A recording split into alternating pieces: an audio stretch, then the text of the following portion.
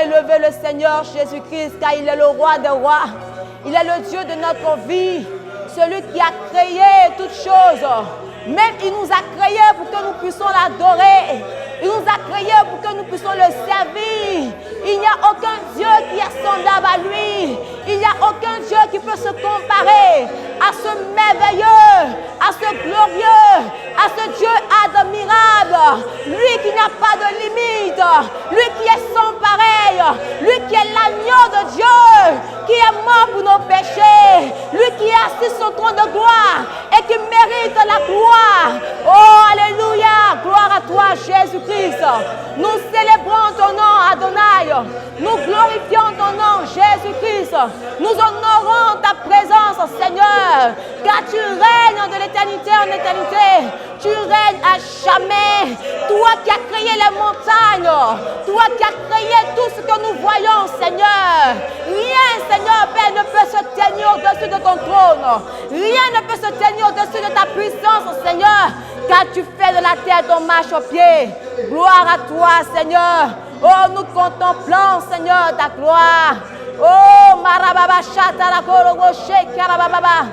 Gloire à toi Seigneur Jésus. Oh Jésus, gloire à toi Seigneur. Gloire à toi Jésus-Christ, car la force t'appartient, la puissance t'appartient, la gloire est à toi, l'honneur te revient. Digne est ton nom Adonai, digne est ton nom Jésus, Jésus, Jésus. Sois élevé Adonai, alléluia. Gloire à toi Jésus. Merci Seigneur Jésus. Merci pour ta présence. Merci pour ta présence. Alléluia. Gloire à toi, Jésus. Béni soit ton nom, Seigneur. Alléluia. Bien-aimé, notre Dieu est ici. Tu peux sentir sa présence parce que lorsque nous l'invoquons, lorsque nous l'adorons, il se révèle à ses enfants que nous sommes. Et pendant que nous sommes là, nous sentons sa présence. Gloire à toi, Jésus. Gloire à toi, Seigneur. Reçois la gloire, Jésus. Alléluia. Merci, Seigneur. Alléluia. Si quelqu'un sent la présence de Dieu, est-ce qu'il peut ovationner la présence de Dieu en acclamant puissamment le Seigneur? Est-ce que nous pouvons pousser des cris de joie? Parce que notre Dieu est grand, notre Dieu est vivant. Alléluia. Alléluia. Que le Seigneur nous bénisse. C'est difficile de quitter la présence de Dieu. Parce que lorsque nous rentrons, tout ce que nous n'avons pas dans ce monde extérieur, nous l'avons quand Jésus-Christ dans sa présence. Amen. Alors ce matin, nous sommes à notre moment, notre rendez-vous de prière, midi dans ces parvis. C'est avec joie que nous voulons consacrer ce temps, demeurer dans la présence de Dieu parce que dans sa présence, nous sommes bénis. Amen. Est-ce que quelqu'un est béni ce matin? La vie que nous avons, c'est une bénédiction, c'est un miracle. Amen. Alors nous allons ouvrir notre Bible. Nous ne pouvons venir dans la présence de Dieu sans que le Seigneur nous parle. Il a toujours quelque chose à dire pour nous. Amen. Nous allons prendre notre passage dans le livre de Romains, Romains 8, verset 19. Aussi, la création attend d'elle, avec un ardent désir, la révélation des fils de Dieu. Je vais encore pousser. Car la création a été soumise à la vanité, non de son gré, mais à cause de celui qui l'y a soumise. Amen. Que le Seigneur soit honoré par sa parole. Alors ce passage, ce midi, nous interpelle en tant qu'enfant de Dieu, nous interpelle en tant que serviteur de Dieu, en tant que racheté de Dieu, parce que du moment que nous avons accepté Christ, nous sommes rachetés de Dieu, nous sommes devenus enfants de Dieu. Ce passage nous interpelle parce que la création exprime un besoin. Amen. Ici, aussi la création attend d'elle avec un ardent désir. Ce passage nous montre que la création attend un besoin. Exprime un besoin. Attend quelque chose qu'elle n'a pas. Veut voir quelque chose qu'elle n'a pas encore vu, qu'elle n'a pas encore reçu.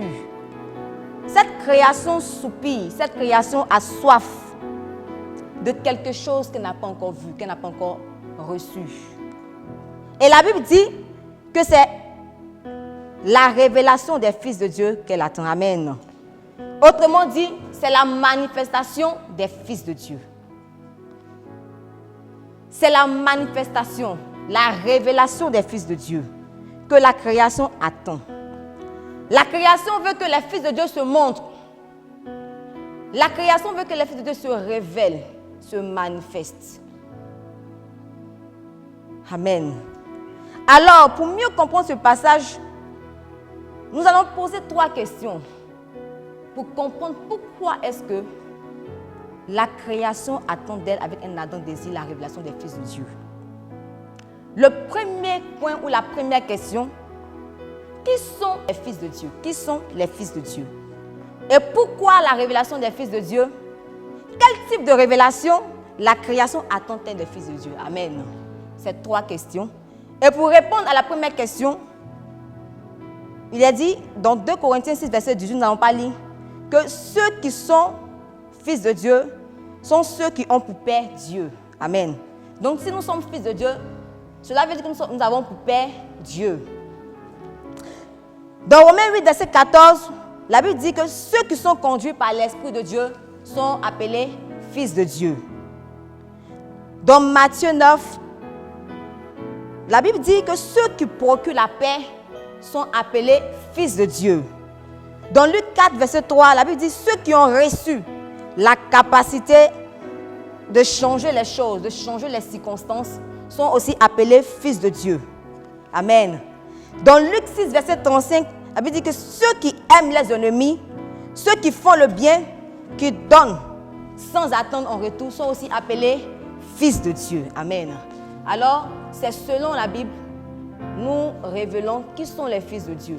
Ceux qui procurent la paix, ceux qui sont capables de changer les circonstances, ceux qui sont capables, oui, d'être conduits par le Saint-Esprit et ceux qui ont pour père Dieu. Amen.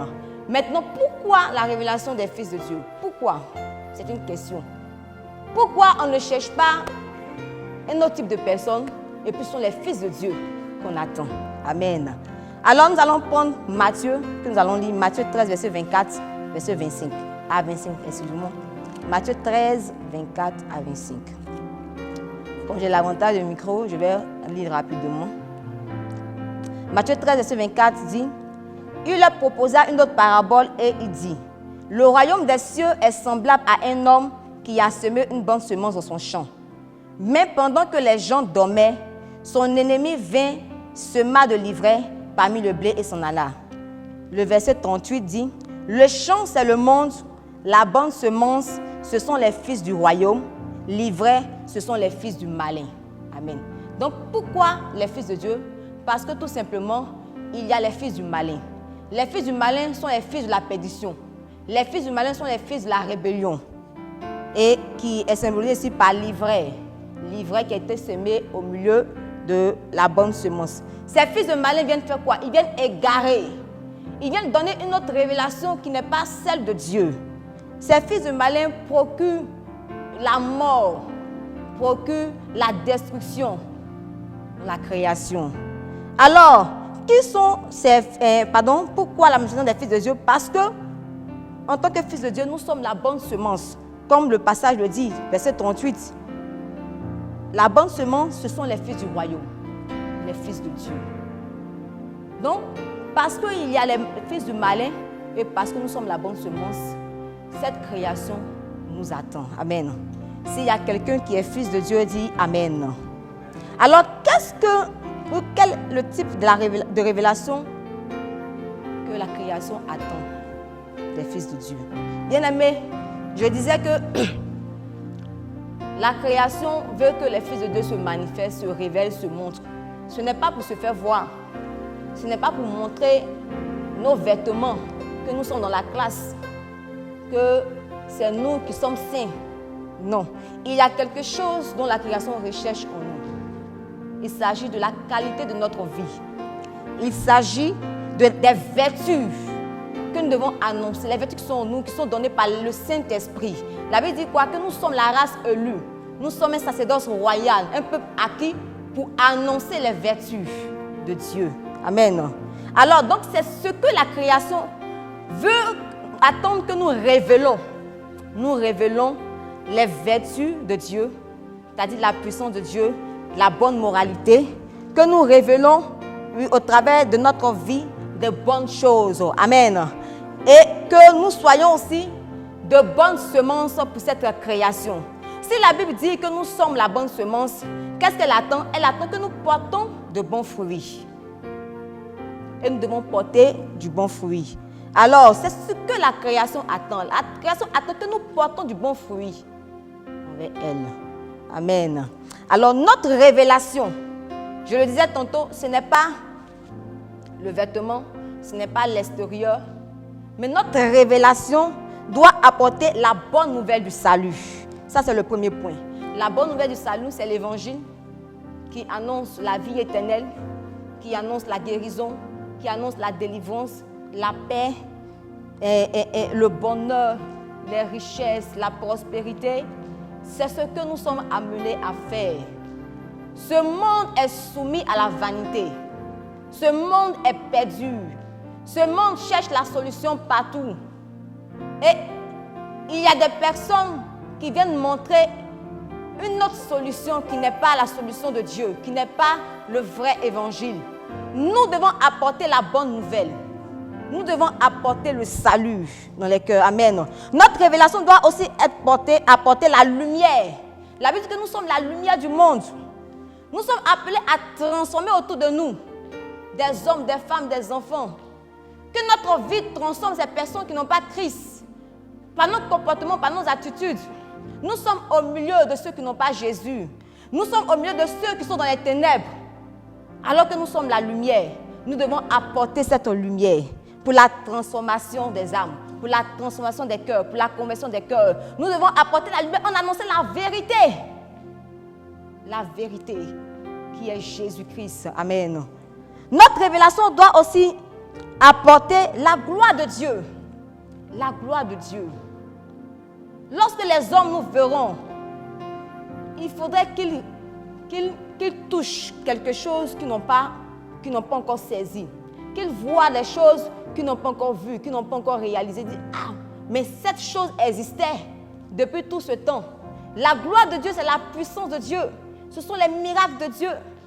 C'est la grâce de Dieu, la faveur de Dieu. Regardons, la Bible dit que le Fils de Dieu a paru afin de détruire les œuvres du diable. Jésus a été révélé pour détruire les œuvres du diable. Alors nous qui sommes aussi ses disciples, nous devons aussi être révélés pour détruire aussi les œuvres du diable. Pour proclamer la puissance de Dieu. Amen. Nous devons proclamer que Jésus-Christ peut guérir les malades. Jésus-Christ est capable encore de faire grâce.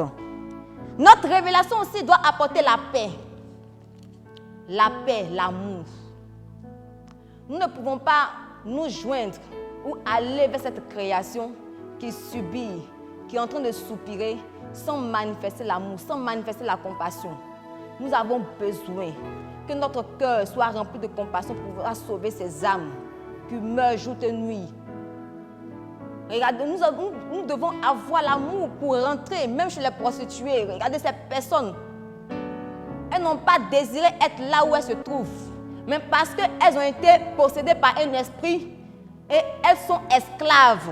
Il faut l'amour de Dieu pour les délivrer. Il faut l'amour de Dieu pour les faire sortir de là. Il faut que nous apportons la paix. Comme la définition des fils de Dieu l'a dit. Nous procurons la paix. La paix, pas seulement avec nos frères, nos sœurs avec qui nous parlons, même la paix aussi avec nos ennemis. L'amour pour nos ennemis. Nous devons donner sans attendre en retour. Aujourd'hui, tout se fait par intérêt. Je suivais une vidéo la dernière fois où j'ai vu un homme de Dieu qui était en train d'exercer son ministère. Il donnait des révélations pendant qu'il était en direct.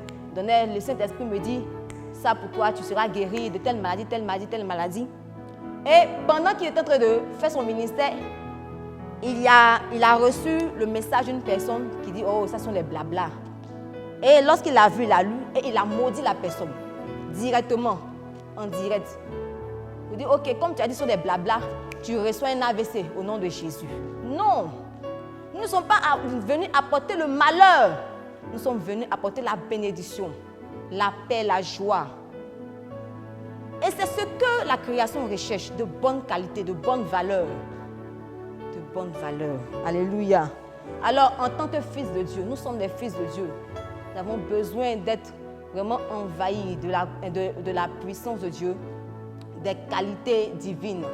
Nous avons besoin de comprendre quelle est la volonté de Dieu pour aller et pour faire sortir cette création dans la dépravation, dans la destruction. Parce que le chapitre, le verset 20 a dit que la création est un soupir, est soumise à la vanité, est soumise au néant, est soumise à la destruction. Bien-aimés, nous avons été sauvés des ténèbres pour pouvoir délivrer ces personnes. Alors révélons aussi ce que Dieu a mis en nous. Partageons ce que Dieu a mis en nous. Et cela sera pour la gloire de Dieu. Amen. Que le Seigneur nous bénisse. Nous allons prier le Seigneur.